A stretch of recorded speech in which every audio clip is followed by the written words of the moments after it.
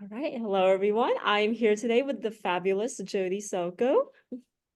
So, Jodye, if you could go ahead and introduce yourself and tell us a little bit about yourself. Sure. I'm Professor Jodye Selco. I work at Cal Poly Pomona.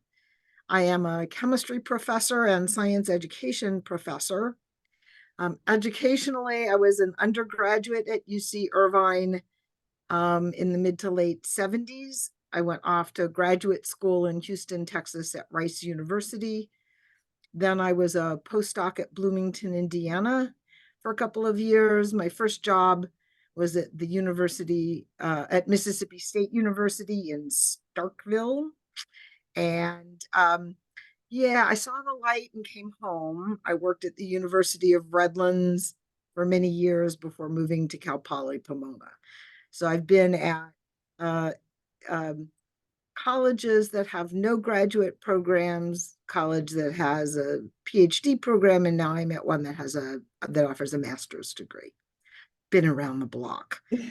The other thing I do for research is I work with K-12 schools to develop new experiments and assessments. So trying to improve the science teaching in kindergarten through 12th grade.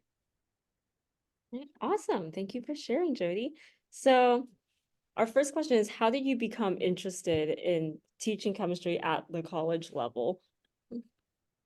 Let me see. When I was in high school, I tutored middle school students. When I was in college, I was not only sort of helping all of my friends figure out what was going on, certainly in chemistry courses. Um, and then as a graduate student, one of the things that most graduate students have to do is teach some recitation sections or labs or both or something like that. And so I knew I really liked teaching. And when I thought about what population I wanted to teach, I decided I really wanted to teach students who wanted to be there. And so I decided that teaching at a college or university was probably the best thing for me. I'm now not so convinced that I couldn't have done okay in middle school or high school or even elementary school, but I didn't know that back when I was making a decision.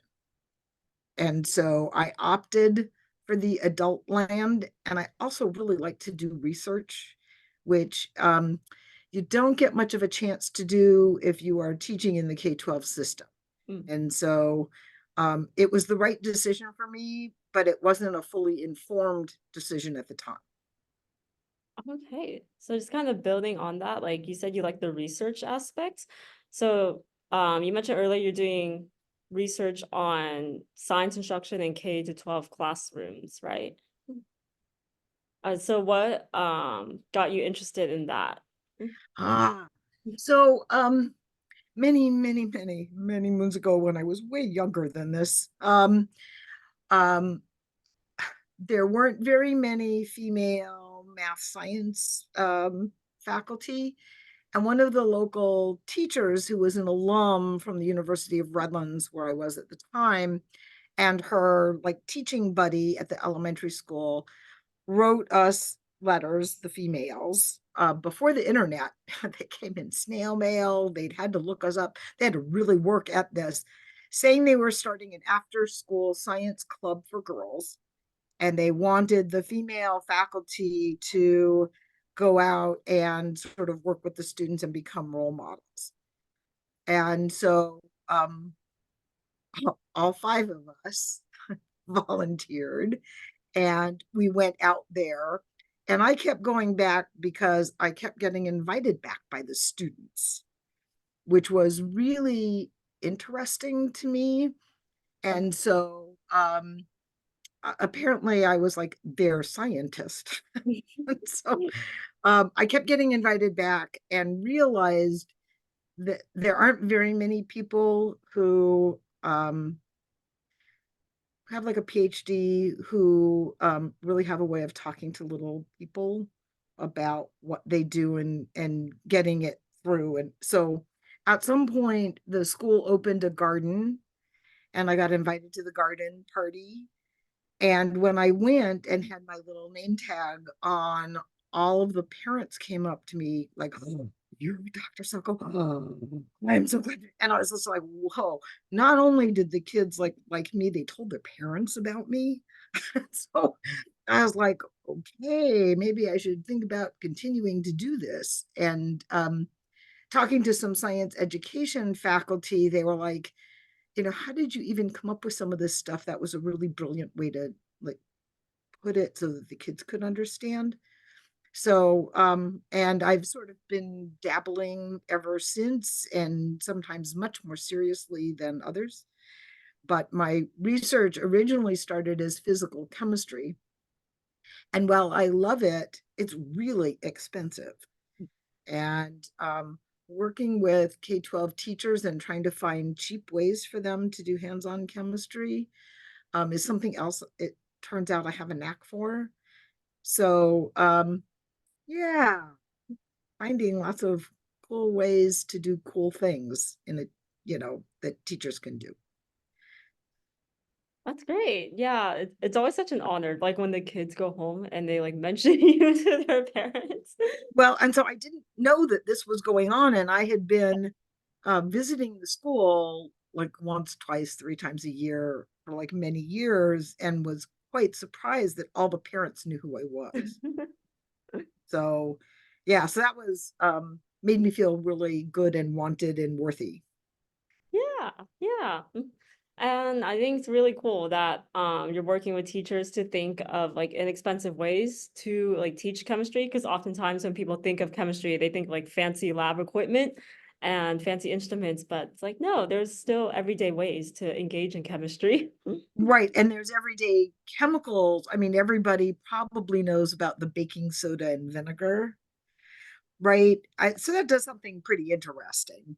But there are lots of other chemicals you can buy, like just in the supermarket, that do pretty interesting things depending on what you're trying to illustrate. And you don't have to have glass. So there are a lot of elementary schools that where glass you can't use glassware, but plastic cups and used water bottles and will do the trick instead. And so um, changing the way you think about how to do this and being able to pick up what you need at the market the night before also solves the delay in putting in orders, getting them approved, getting the materials in, picking them up from the warehouse, right? So as long as there's some way to either get reimbursed or have an open PO at a supermarket for teachers, um, you can do a fair amount of science just using everyday stuff.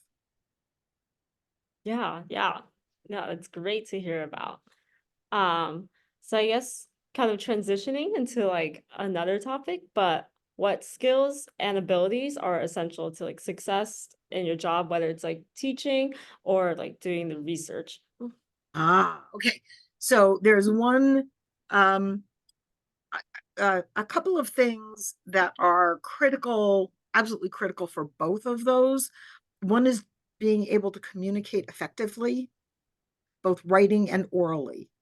If you cannot do that, teaching, well, you've probably been in a classroom with someone who doesn't communicate well orally, and you have probably read somebody's work where they don't communicate well in writing.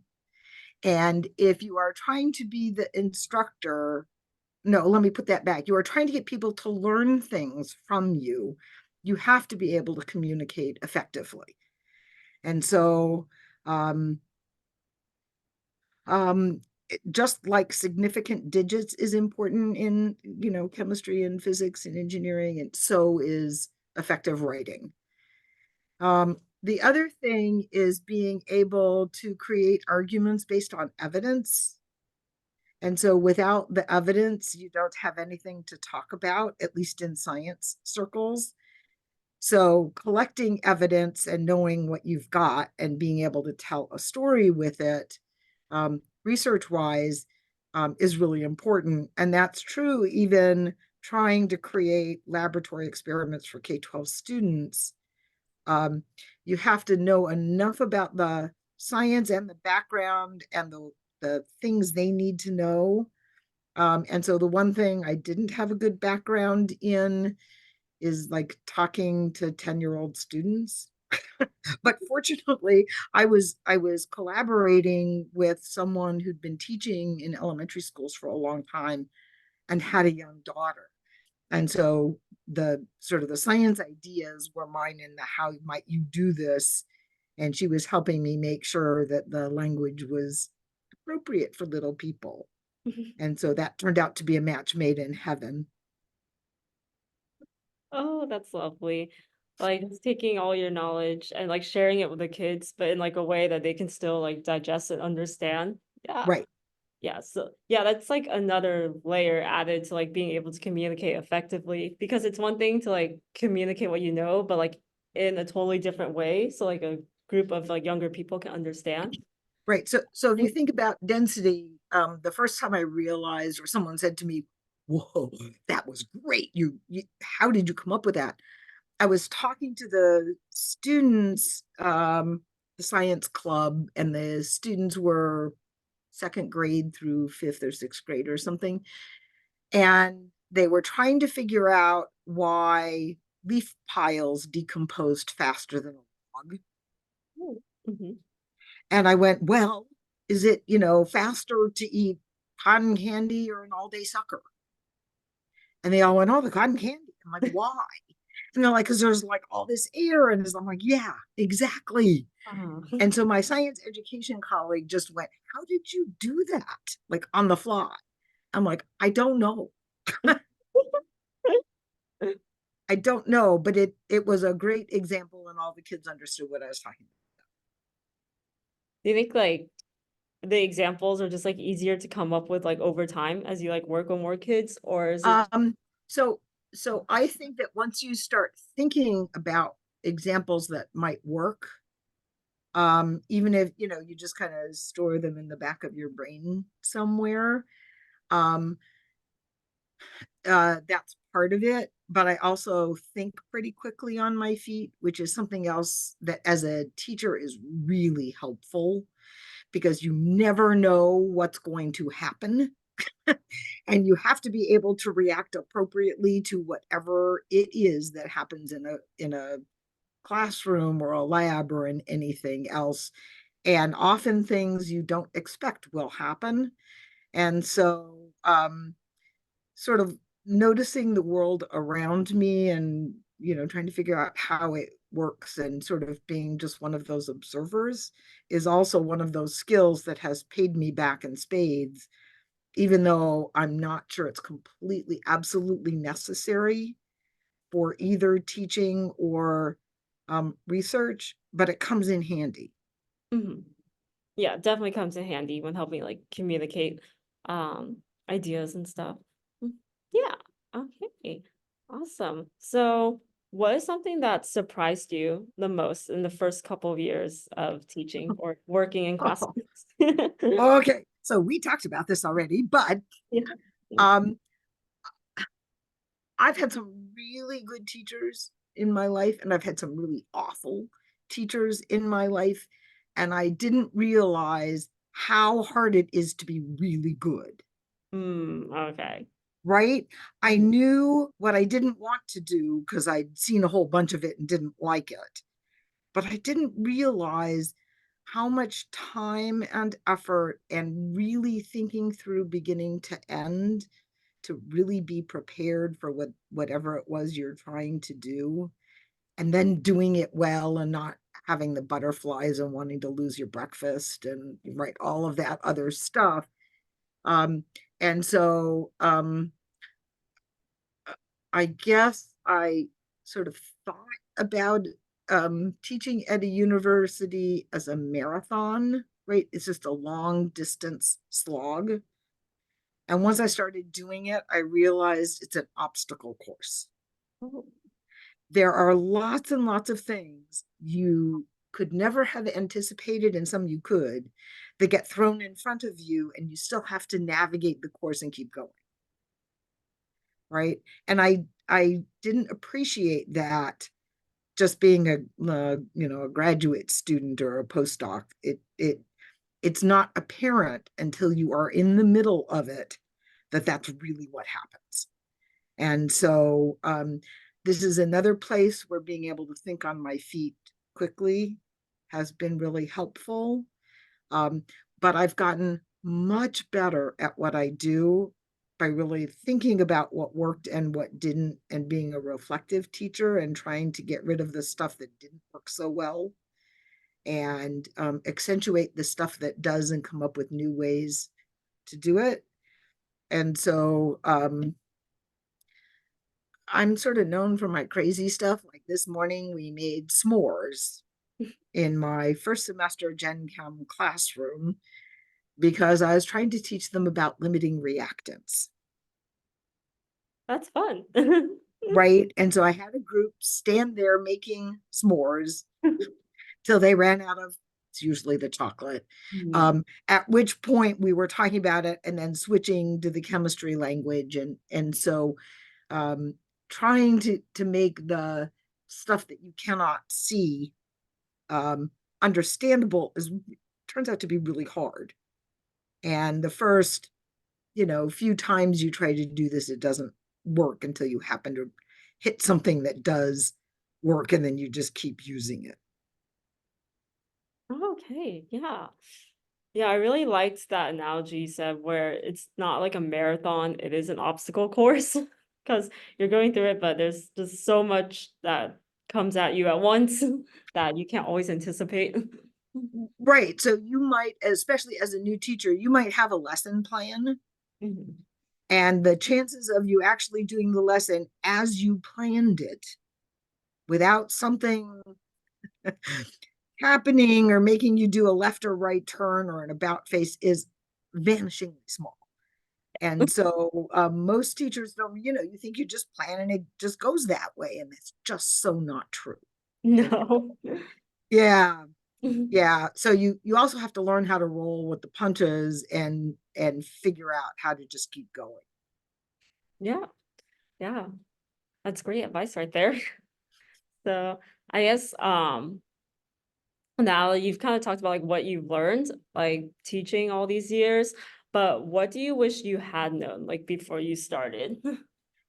Ah, before I started, I guess I would have appreciated knowing it was an obstacle course, even if they couldn't tell me what the obstacles looked like, and that some would be totally unanticipated, right? I Mhm. just thought you do what you're supposed to do until you get to the tenure decision and they give you a yes or no. Um, there are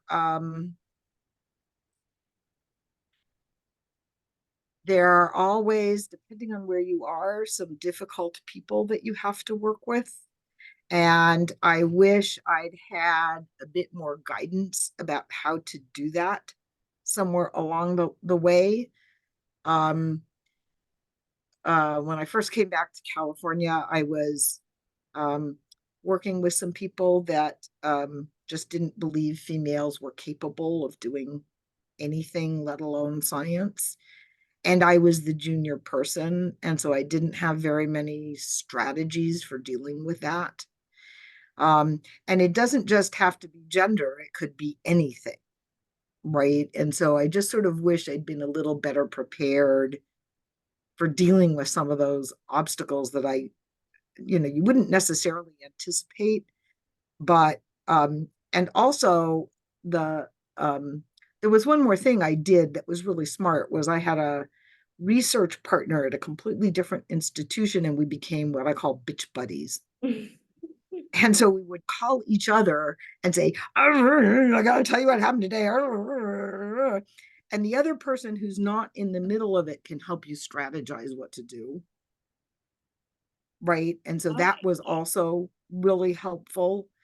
Um, but I think the other thing I um, wish I'd known, I think, before I started teaching, um, the people who produce teachers like Cal Teach and people who teach those science methods classes and things like that have really thought about the learning, the teaching and learning part. And with PhD scientists, they give you a PhD, they stamp it on the head, and they say, "You're good to go. You can go teach now." and there's no teaching background. And so that's starting to change in some places for people who say that they want to teach. But there were a whole bunch of things I learned in the first few years that after I started working with teachers, I realized got shared with them in education classes, Mhm. right? So they knew about it before they went into a classroom, but most science instructors at the university level don't have any background in how to teach. And it's one of the reasons a lot of them are not very good teachers and not very effective, because they don't pay attention to what's going on the learning side, Yeah. right? And Mhm. so they're not adjusting their teaching to do anything other than talk at you because they don't know any better. And so I wish that there was, in some respects, there was a lot more crosstalk among um, different fields. Um, so something else I learned along the way when I went to write an applied mathematics problem with a math colleague is that the languages that we use are completely different. Mhm. Yeah. And so I would get frustrated that my students couldn't do the mathematics that they were taking classes for, and it's because I wasn't using the same language that the mathematicians do. And it was a little hard to blame the students for that. But there's a lot of these things where there's just not enough communication between people in different fields. And that would make life a lot easier no matter what you're doing, right? Even as a chemist, knowing what's going on in physics and biology is important, right? If you're going to apply anything that you do to something else. That's true. That's true. Like topics are connected in so many different ways, especially the sciences, but they're often taught like or discussed in isolation.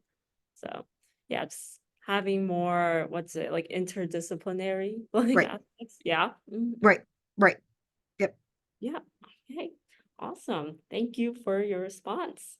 So before we conclude the interview, is there any other like last piece of advice you want to give to anyone who's considering like entering teaching for like any level or like entering like educational research for like science classes? Yeah, I think my best advice would be um, that even if you're thinking about building lessons of any kind, that you have one foot in um, teacher land and one foot in sort of scientific thinking. So the easiest thing for me to do is analyze the data that comes out of like student work or their ability to do something, because that's how I'm trained as a scientist.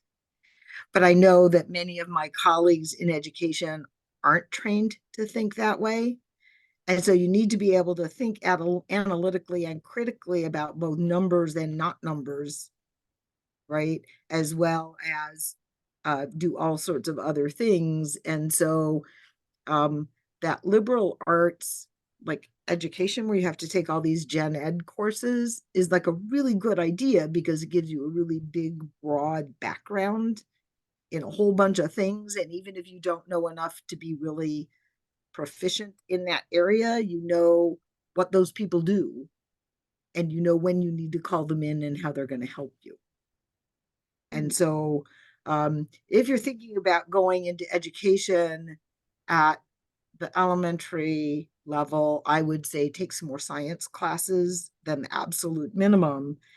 If you're doing secondary, you're going to get a science degree, but your toolbox of pedagogical strategies is going to be very narrow and weak because most of what you know rests on your science. And if you're teaching at a university, go learn how to teach, because you have to do both the sort of the teaching and the educational research, or you should be doing both of those no matter where you are or what you're doing. And you should be on a path to self-correcting the bad stuff and doing more of the good stuff. So it's a lot of it's just finding that balance like between the science and then between the pedagogy. Okay. Right. Well, thank you so much for sharing and talking about your experience today, Jody. Really appreciated your time and all the advice you have. You're welcome. It's good to see you again.